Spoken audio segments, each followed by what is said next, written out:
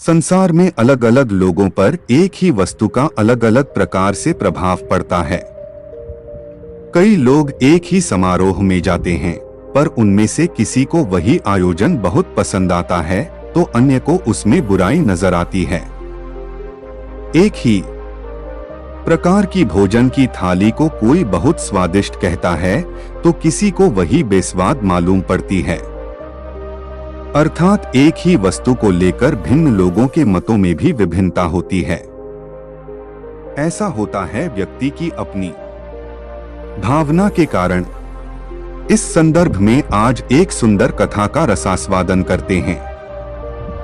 एक बार भगवान बुद्ध किसी स्थान पर अपने श्रद्धालुओं को संबोधित कर रहे थे। अपने अनुयायियों में ज्ञान का प्रकाश बांटने के बाद अपनी बात समाप्त करते हुए तथागत ने कहा, जागो, समय निकला जा रहा है। इसके बाद उन्होंने अपना आसन छोड़ दिया और लोगों की भीड़ भी धीरे धीरे अपने मार्ग पर जाने लगी। प्रवचन समाप्त कर बुद्ध अपने प्रिय शिष्य आनंद के साथ एक स्थान पर जाकर बैठ गए। थोड़ी ही देर में एक वेश्या उनके पास आई और उन्हें प्रणाम करके बोली, प्रभु, मैं आपके प्रवचनों के आनंद में डूब गई थी और मुझे समय का ज्ञान ही ना रहा था।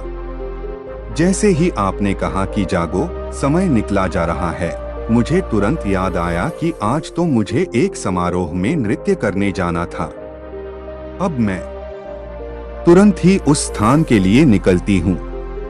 थोड़ी देर बाद एक अन्य व्यक्ति उनके पास आया और चरण वंदन कर बोला, हे प्रभु, मैं एक डाकू हूँ। मैं आपके प्रवचनों में समय का भान भूल गया। मुझे एक जगह डाका डालने जाना था और मेरे साथी मेरी राह देखते होंगे, पर मैं सब कुछ भूल गया।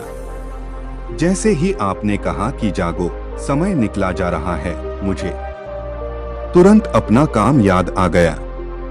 अब मैं डाका डालने जाता हूँ। इसके बाद एक वृद्ध व्यक्ति तथागत के पास आया और चरणों में बैठकर बोला, हे भगवान, मैं एक व्यापारी हूँ।